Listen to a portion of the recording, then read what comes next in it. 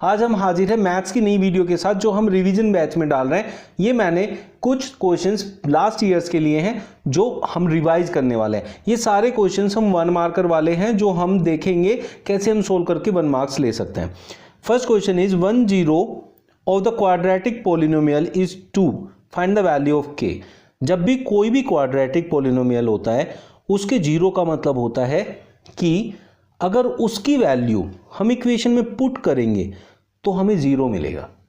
तो इसलिए जो जीरोस होता है उसकी वैल्यू इक्वेशन में पुट की जाती है।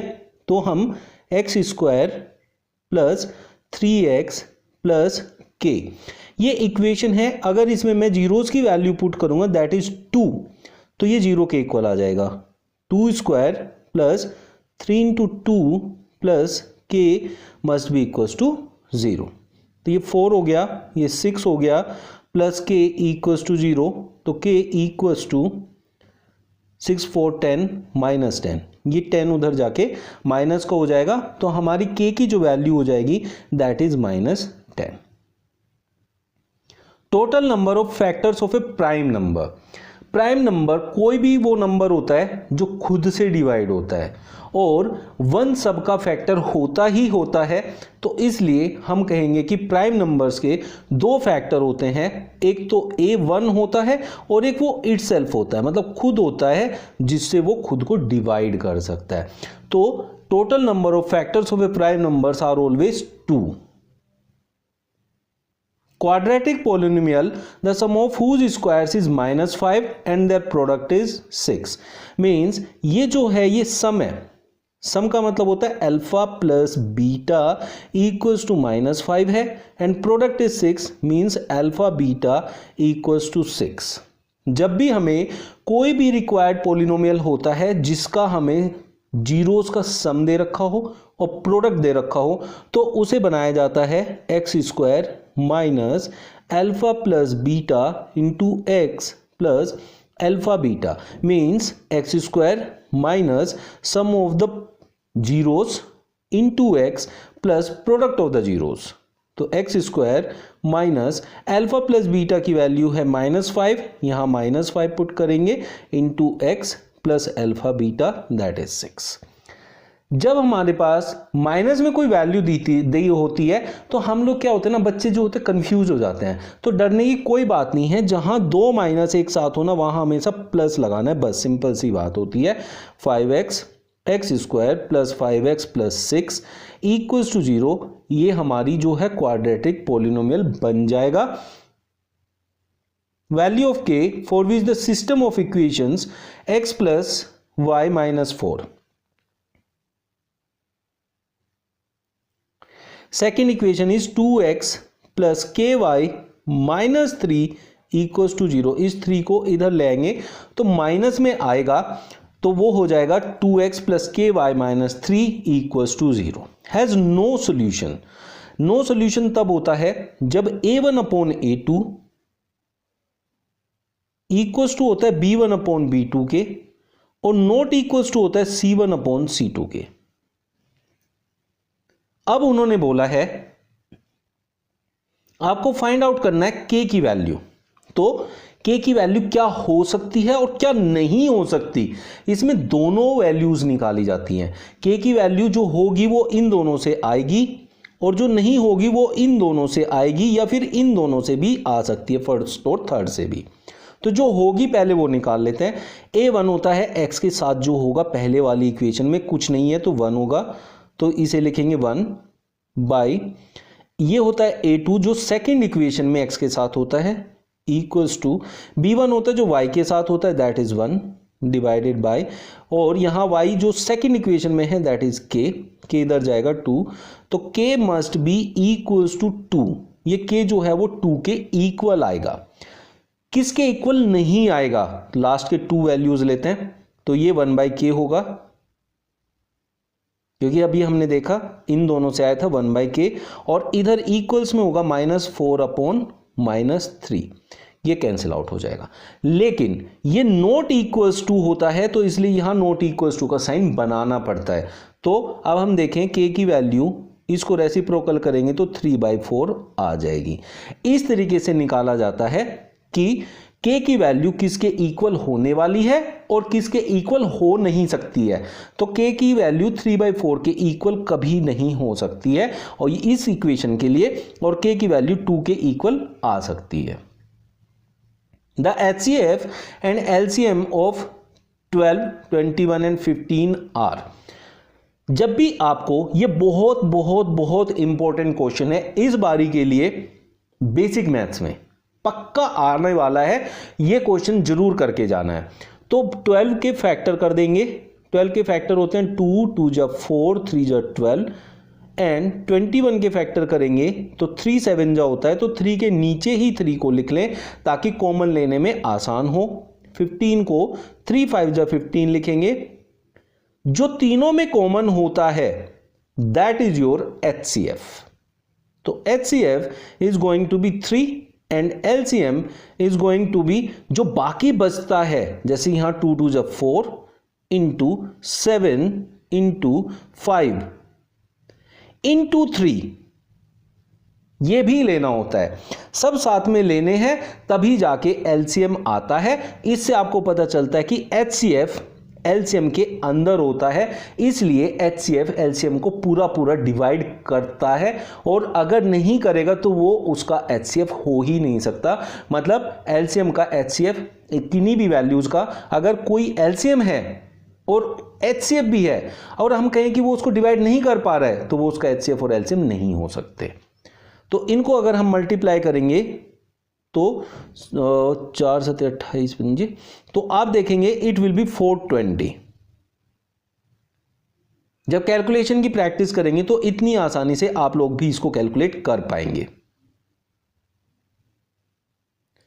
The value of x for which 2x, x plus 10 and 3x plus 2 are 3 consecutive terms of an AP। AP में कभी भी कोई वैल्यूज होती हैं, अगर ये 3 वैल्यूज हैं तो हमेशा फर्स्ट और थर्ड का जो एवरेज होता है वो हमेशा मिडिल वैल्यू होती है। तो यहां फर्स्ट वैल्यू है 2x, ये है x plus 10 और दिस इज 3x plus 2। तो इट मींस इन दोनों का एवरेज ये होगा, और एवरेज कैसे निकाला जाता है, ये प्लस ये 2x plus 3x plus 2 divided by 2, because यहां 2 वैल्यूज हैं, must be equal to x plus 10, मतलब मिडिल वैल्यू के इक्वल हो जाएगा। 2x plus 3x is 5x plus 2 equals to 2 का मल्टीप्लाई उधर करेंगे तो 2x plus 20 आएगा। अब हम इसको 2x को इधर लाएं तो ये हो जाएगा 3x, 5x में से 2x माइनस होएगा तो, और 2 उधर 20 में से जाके माइनस होएगा तो 18, 3 6 जा 18, तो x इज इक्वल टू 6 आपकी वैल्यू आ जाएगी। First term of an AP is P, means first term होती है A, तो A आपका P है and common difference is Q, मतलब जो डिफरेंस होता है that is Q। Then it's tenth term nth term का जो फॉर्मूला होता है that is A plus n minus 1 into D होता है। an मतलब n की जगह वैल्यू रखेंगे जो तो आपको फाइंड करनी है, तो A10 means 10th value find करने जा रहे हैं। a की जगह हम p रखेंगे क्योंकि first term is p, plus यहां n की जगह रखा जाता है number of term that is 10, तो 10 माइनस 1 इंटू डी उसने q दिया है, so we can say that p plus 9q is your 10th term. The next question is nth term of AP is, nth term निकालना है मतलब an निकालना है, an होता है a plus n minus 1 into D. यहां जो a है वो a ही है, फर्स्ट टर्म को उसने a ही दिया है, प्लस n हमें नहीं पता है तो n ही रखेंगे, n माइनस 1 इंटू डी इन दोनों को माइनस करके आएगा 5 minus 3 is 2a, so we can say a plus 2an minus 2a, तो 2an माइनस a, 2a में से a जाएगा तो 2an माइनस a आ जाएगा nth टर्म।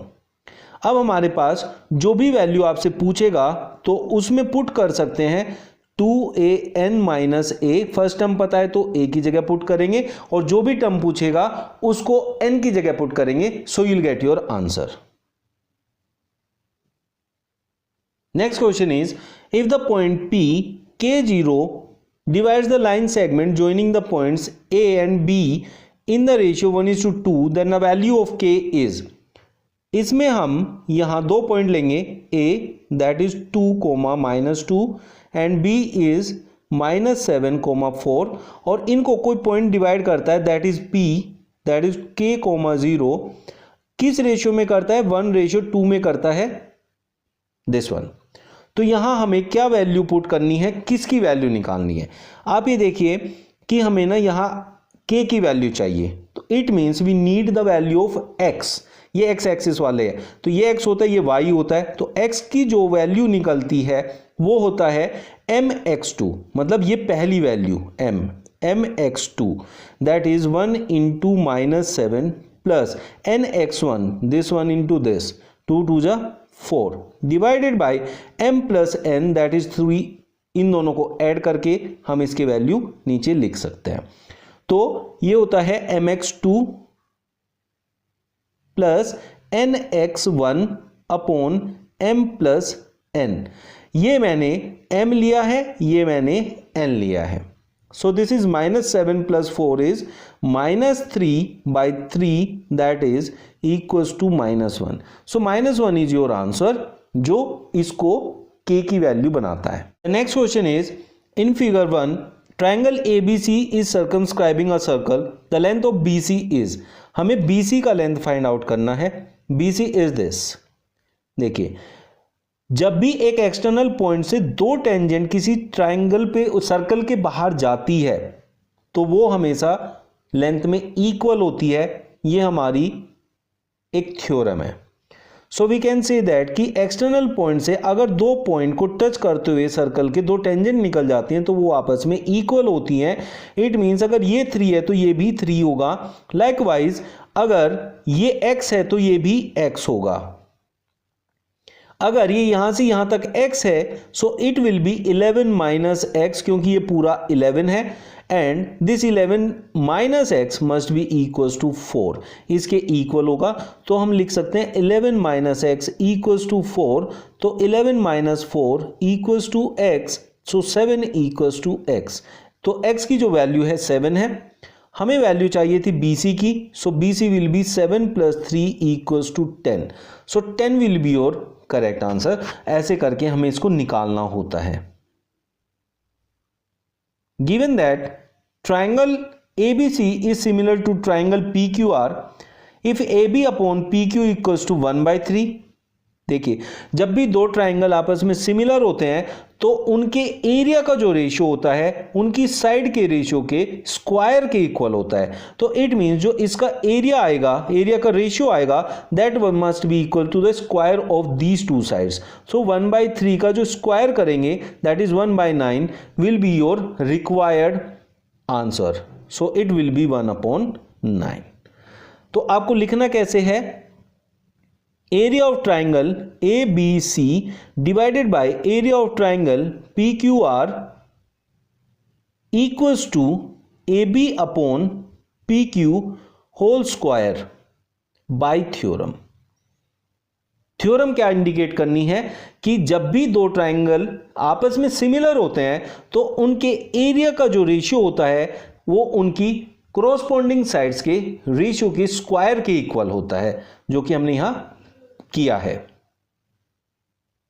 ये थे आज के वो कुछ क्वेश्चंस जो हमने डिस्कस किए। बाकी क्वेश्चंस को कल इंक्लूड करेंगे। वीडियो ज्यादा लेंथी ना हो इसलिए इतने ही क्वेश्चंस को इंक्लूड किया गया है। चलिए मिलते हैं नेक्स्ट वीडियो में न्यू ट्रिक्स और न्यू क्वेश्चंस के साथ। Thank you.